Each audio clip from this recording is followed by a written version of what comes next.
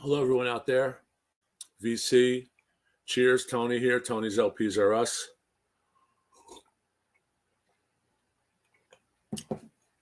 Beautiful spring morning here. Haven't done a video in a while. A couple days. For me, that's a while.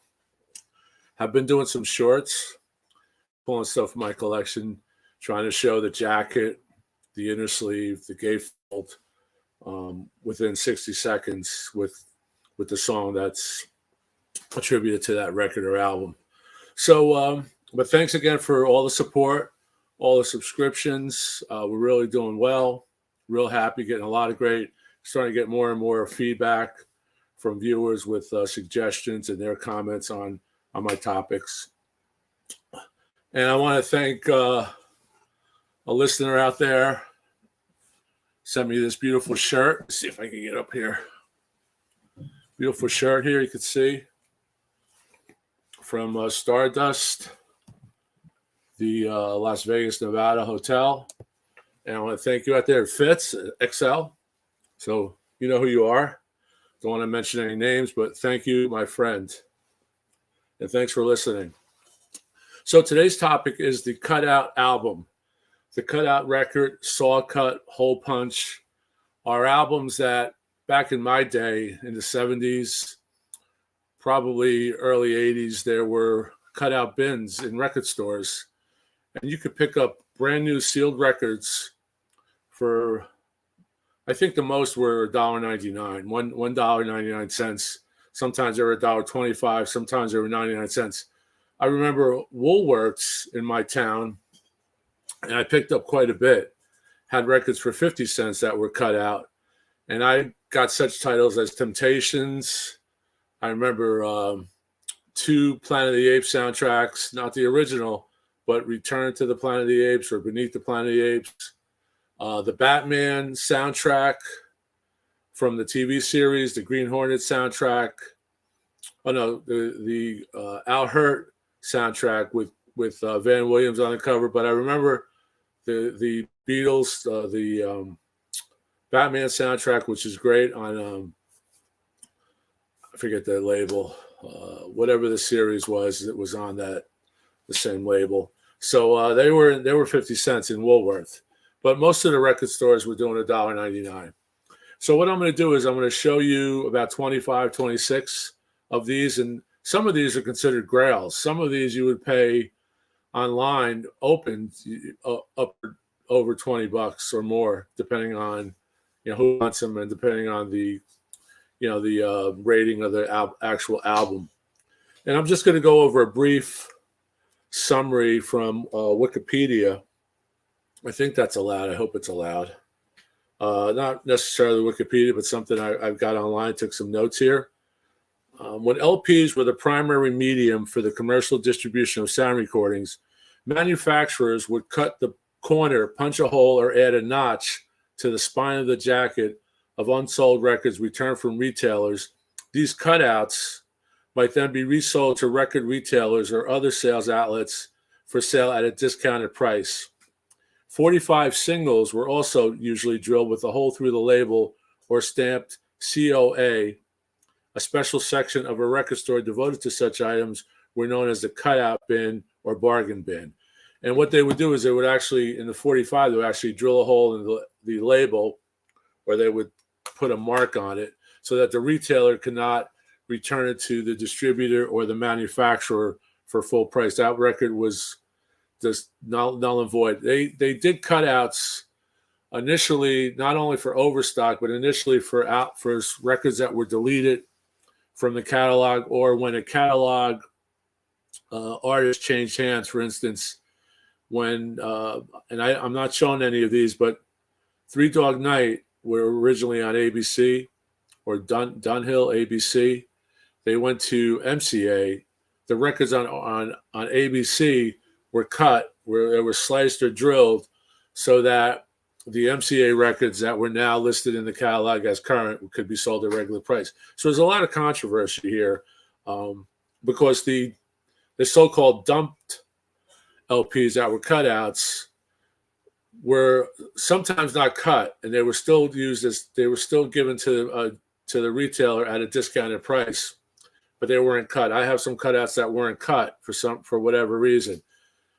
Columbia and Capitol would destroy their unused records rather than sell them to retailers at a discounted price. And you very rarely find or I don't even think I have a Columbia cutout or saw cut or hole punched in a Columbia record. What Columbia found when they did their books and their statistics, that by not having cutouts or records that were discontinued sold at a discounted price, the sales of their normal stock went up.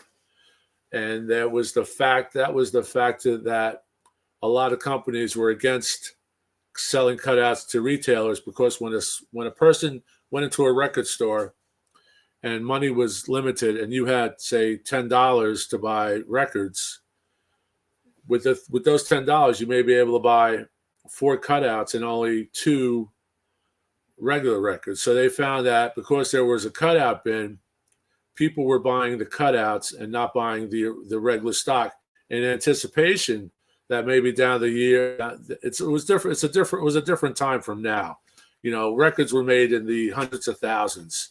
They weren't made in the 3,000s, the 10,000s. When a company like One Step does 20,000 records, it's like, whoa, 20,000 records, they'll never sell out.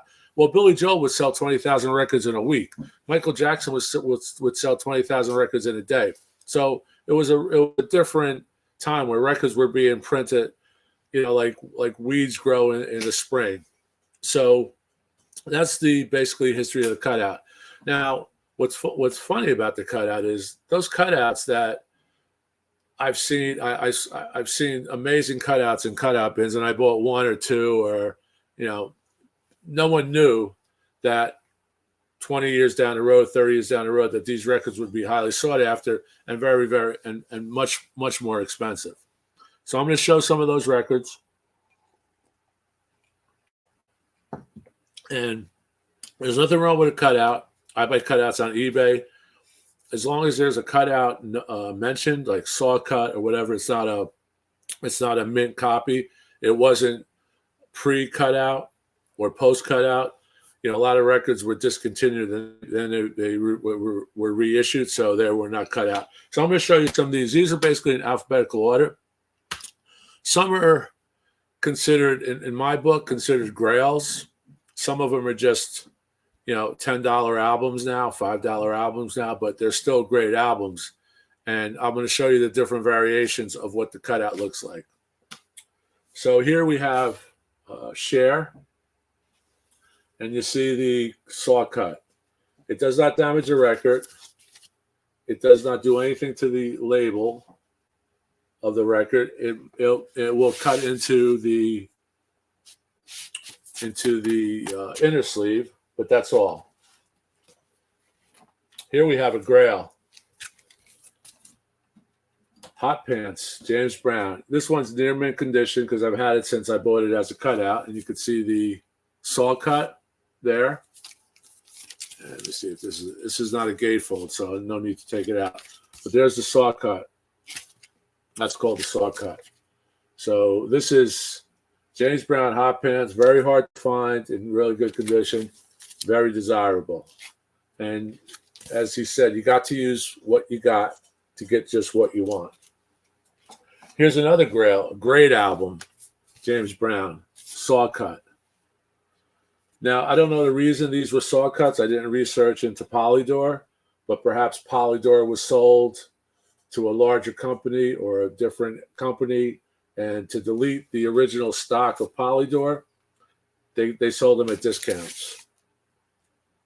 This is a great album, by the way, on Polydor. It's beautiful gatefold of the man, the hardest working man in showbiz, Mr. James Brown.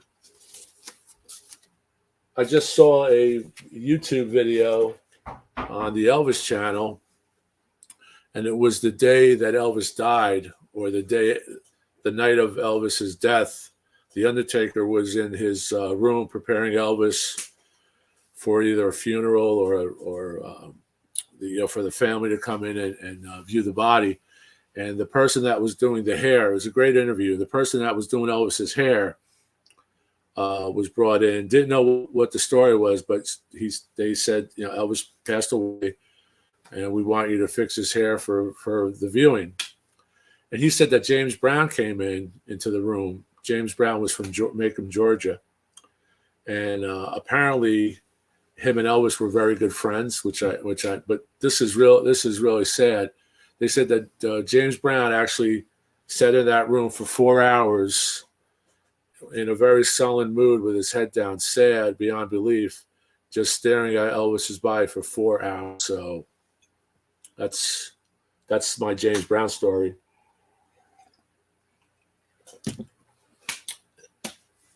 Here we have Revolution. Here's a corner cut. Same thing, Polydor. This is a great album. This is a double album, Revolution of the Mind.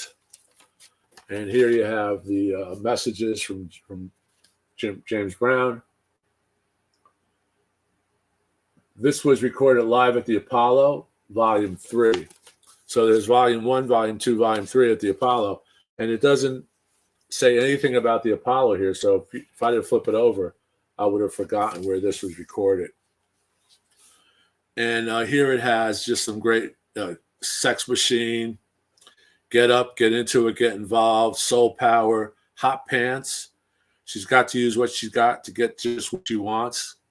Out of all these records, the only ones I would probably read from would be the James Brown records, because these are so cool. But here's the cutout, and if you look at the inner sleeve, this is a different inner sleeve, but the inner sleeves would have a cut, and that's how you could tell. Obviously, it doesn't take brain surgery. That's how one could tell that this inner sleeve was original to the record. A lot of times I'll see the punch hole and I'll pull it out and I'll match it. When I put it back in, I'll match up the hole with the punch. And here is another great album, another jazz legend rather, In Flight. Now this was cut out. This was on Warner. Maybe they had too much stock. This didn't sell after Breezin'. Everything was not going to be up to Breezin' standards. So maybe they pressed too many of these, and this became a cutout. Now this should have the original sleeve in it. For some reason, this is not cut. So I may have replaced the sleeve with another Warner sleeve. I don't know. Here's a great one. This is a grail. Just imagine finding this for $1.50, $1.99 at your local record store. A double album, hole punched. Okay, right? Chuck Berry's Golden Decade on chess. Look at that line. Look at those liner notes. And these are really good recordings. I'm not certain if these are mono or not, but here you can see the Blue Chess label, and here you can see what I'm talking about as far as the hole punch. And there's the Blue Chess label, this record. I'm going to replace this sleeve, but this is the Blue Chess label, and that was a cutout. Spine's perfect. There's nothing wrong with the cutout. Nothing wrong with the discontinued cutout. I would go in record stores, and it's true. Instead of buying the top 10 albums that were released that month or that week for, say, $6.99 or $4.99, I would go to the cutout bin and I'd probably buy 3 or 4 cutouts that I had missed on their normal run. Here's an unbelievable grail. This is a saw cut. You can see there. Ginger Baker at his best. And I believe this is also Polydor. So Polydor cut a lot of their records. This is the invoice sleeve. And this has a double record inside. Polydor. And this has records, songs from Ginger Baker's career. Ginger Baker's Best. Can't Find My Way Home. Da Man, Sweet Wine, Well All Right, with and Stuff with Cream is on here as well. And each member of Cream I have as cutouts. I have Baker, Bruce, and Clapton with this series as a cutout. These were probably originally $5.98 list. They were probably a discounted list. $5.98 list would normally be discounted to $4.99 at a record store. In those days, there wasn't this conspiracy that list price is what you bought it for. The record stores were competing. It was a cutthroat business. So if a record store could sell a $6.98 record less than $6.98, you were opt to go there. You'd buy it for maybe $5.98 or $4.98. And the list price was a suggested list price. Here's another Ginger Baker, which is a great grail for me. Saw cut out Ginger Baker's Air Force 2. This is his second Air Force album. And this is with Denny Lane. Is in the Air Force with him. And this is a fantastic album. The inner is an Atco inner. And it also has the insert. Comes with an insert. Ginger Baker, Graham Bond, Steve Gregory, Butt Beetle, Ken Craigrock, and Colin Gibson. Then it has background singers, Aki Ashman, Diane Stewart, etc. Rick Creech is also in here, Denny Lane, Harold McNair. This is a fun album, a fun sounding album. Here's another great grail. Eric Burdon and the Animals on MGM. And you can see it's a hole punch. And that doesn't hit the record. I've seen some drilled right in the center, where the center is drilled. And I would say, I'm sure it happened where it would hit a record, hit the actual wax, but I've never had one. So that's it. This is a great one. Eric Burdon is here with the Animals. Mama Told Me Not to Come is on here. Help Me Girl. And I'll show you the label. This was produced by the great Tom Wilson, actually. And Val Valentine was the engineer, so the pedigree is there. And I replaced the inner with the plastic lined inner, but that's the label.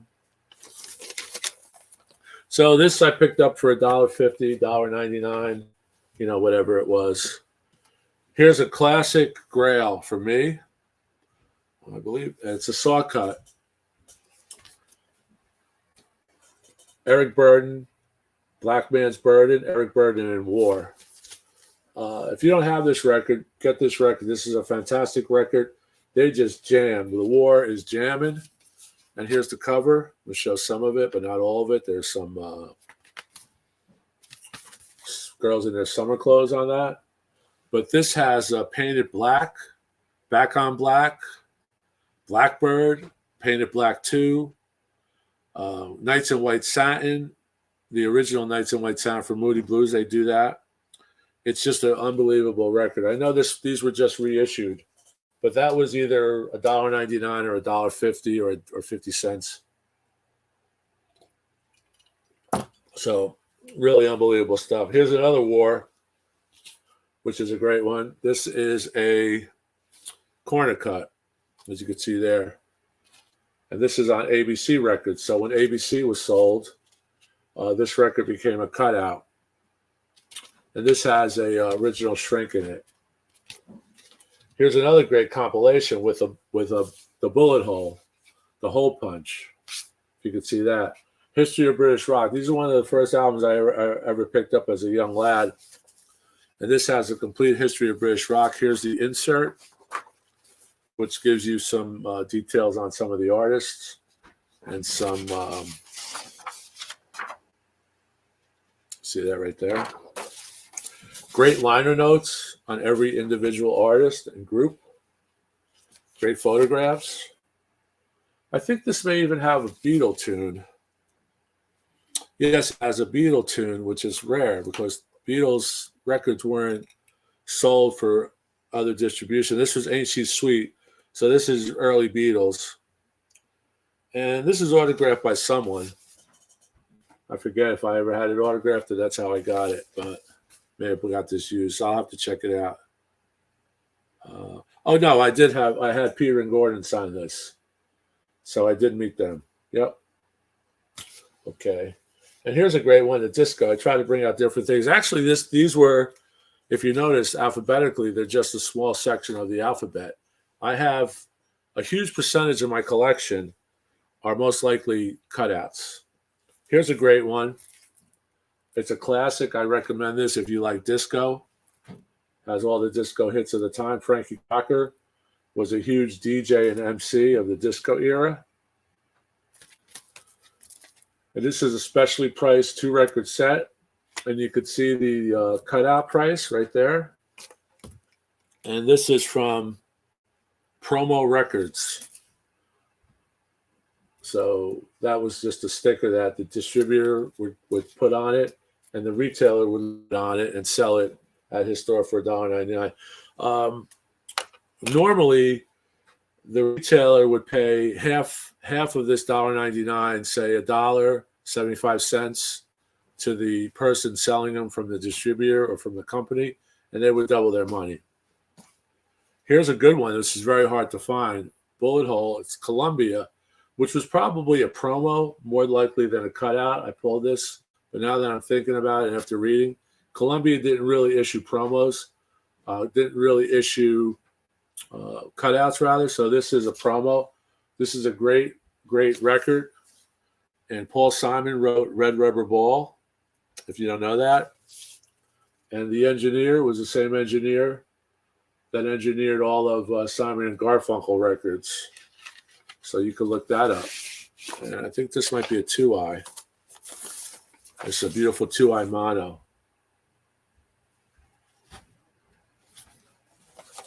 But this is more likely a promo, so my mistake. Here's a great one, MCA, I believe.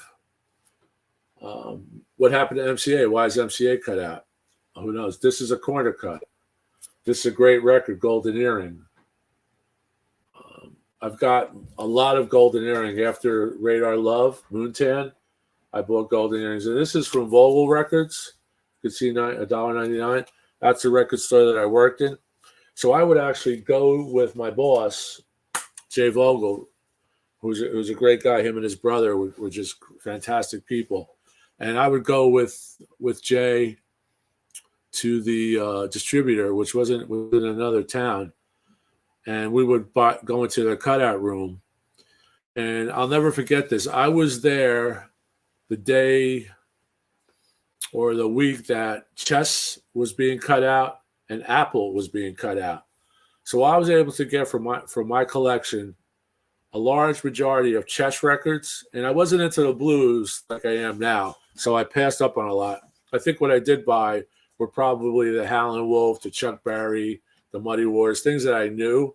But the real grails, the real rarities, I was more into British rock, and I didn't really have that sense back then. I did, but not now. Now I would pick one of everything. But I did get all the Badfingers were cut out from Apple. All the Yoko Onos were cut out, which I still have sealed. I showed in my, if you go down below, you could see in my listings a Yoko Ono tribute where I had a bunch of Yoko Onos. Those I bought as cutouts, and Apple did not cut or punch the record, so they were actually intact for the most part. And so we would buy those records for $1. I would buy them. I would buy them from my boss at cost, so I would get them for $1. My entire paycheck, or most of it, my meager paycheck back then, we were only making $1, $2 an hour. So you would go and buy, you buy records. Here's a great record that sounds fantastic. OG pressing, corner cut, Imperial, and you can see that. Golden Greats, Dennis Yost and the Classic 4. This is unbelievable. It's spooky. Change Your Heart, Sunny, Traces, Stormy. This is a must-have if you could find this. So I got this for probably $1 or $2, depending where I bought it. Here's a British cutout. This may have been a promo. This is on EMI, England. This is The Gods, a very desirable record, hard to find. And that has the whole thing cut very, very dramatically. So this may have been considered a promo at the time. Here's the original inner. Let's see, it's cut. And it's on Harvest. Great record. I love this record. I'm not sure where I got it. It's either a promo or a cutout. Here we have some of Al Green's cutouts, which were hole punched. And these were on the, what's this, the Delight record or Highlight Life. There's a gatefold. Really cool. And that's a hole punch cutout. Here we have another Green, the Bell album, which is like a lot of gospel. Pretty good album. His voice is so good. It's always good. On the High record, these records sound really nice. I don't remember this recording offhand, but I remember there was a gospel feel to it. Here's the Hole Punch, still in shrink. These are some grails coming up now, so get ready. I'm going to put on my hat for this one. John Lee Hooker, Madman Blues, corner cut on Chess. And like I said, we went into a warehouse. Chess was changing distributors, or the label was being sold. I forgot who bought the label. But there was a warehouse full of overstocked Chess records. John Lee Hooker was one of them, I forgot to mention. So I was able to get some John Lee Hooker out of it. This is a great record. If you like boogie, might get monotonous at times, but these are classics. And you can see they didn't spend a lot of money on artwork, photo, same photo, only enlarged. And on the inner sleeve, basically the same photo. Come on, guys. It's John Lee Hooker. You can't take a few Polaroids. You got, one picture, bigger and bigger inside. Here's some amazing grails. Here's a corner cut, Howlin' Wolf, the London Sessions. This is really a great album if you don't have this. Chess, Marshall Chess set this up. It's Clapton, Steve Winwood, Bill Wyman, Charlie Watts, and other assorted people into a studio in London or England, London somewhere, where they actually recorded with Howlin' Wolf. And let me just go over the songs here with you real quick. Rockin' Daddy, I Ain't Superstitious, Sitting on Top of the World, Worry About My Baby, What a Woman, Poor Boy, Built for Comfort, Who's Been Talking, Red Rooster Rehearsal, which is good because the Wolf is teaching the guys how he wants them to play Little Red Rooster. Then they have the Red Rooster, Do the Do, Highway 49, and Wang Dang Doodle. And a lot of these songs were written by Chester Burnett, who was a.k.a. Howlin' Wolf, his real name, and Willie Dixon. And here we have Howlin' Wolf, Eric Clapton, Steve Winwood, Bill Wyman, Charlie Watts, Hubert Sumlin, Jeffrey Karp, and Ian Stewart. And the story goes, and I'm going to do a segment on Howlin's lifetime guitar player, but he used him as well, was Hubert Sumlin. Marshall Chess, who was the son of the Chess, one of the Chess record owners, the fathers, was putting this together and didn't want to send Hubert with Howlin to London for expenses. And Clapton said, if Hubert's not there, I'm not going to show up.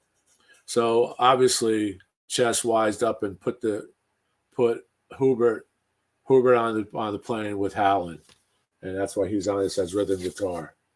A famous Hall of Fame blues guitar, who I just found out actually lived in New Jersey for a while, up in Totowa, and died in a hospital in Wayne from, I believe it was heart failure, or his lungs were really bad. He had to have part of his lung removed.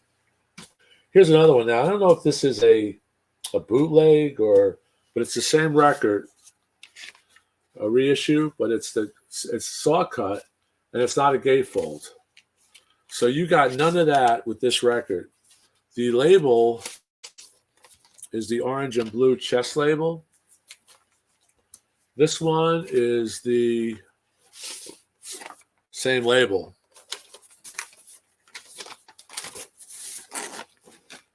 Right there.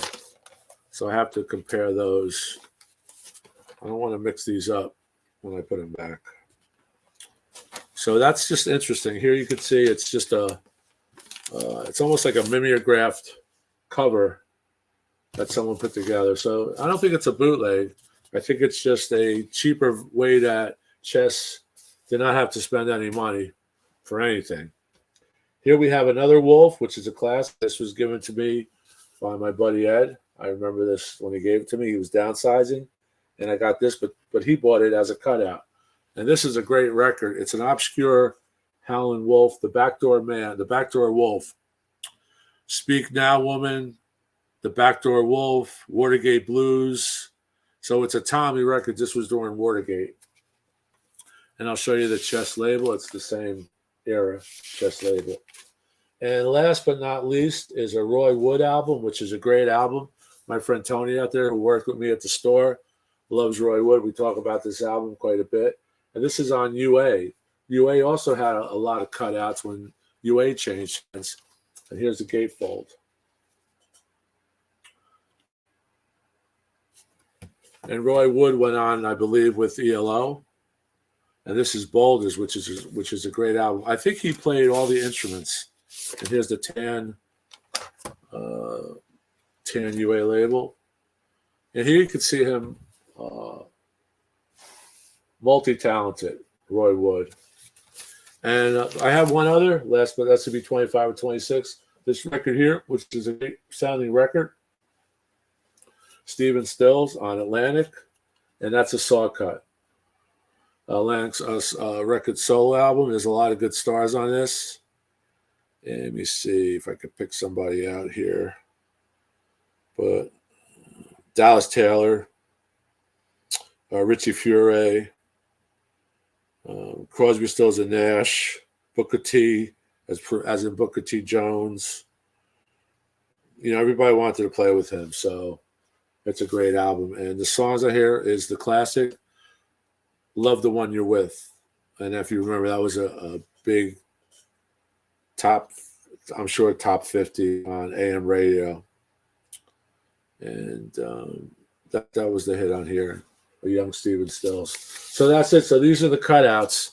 So when you see a record that's got a corner cut or a hole punch or a rivet, I have some Sinatra records. For instance, Sinatra with Duke Ellington, called Francis Albert, and Duke Ellington's slipping now his name. Francis, and it's Francis and Duke. That's the cover, and it has a rivet and a hole in it. So the hole is actually with a metal rivet, and a lot of those were reprise, and I guess some Warner, but most of the reprise.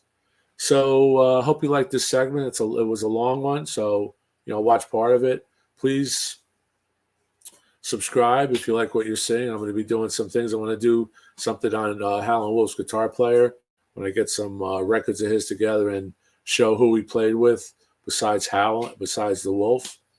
And we'll do some more. If you like this cutout section, this was only up to H. This is a very small majority of the cutout records in my collection, and I'm sure the cutout records in your collection. So please let me know how you got how you got a cutout. Did you buy them originally?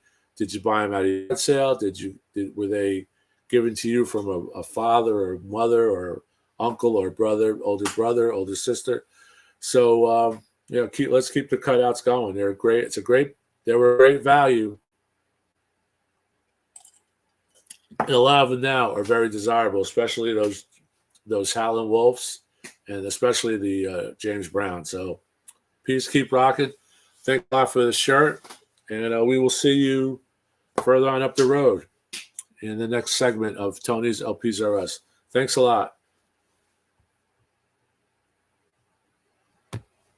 Peace.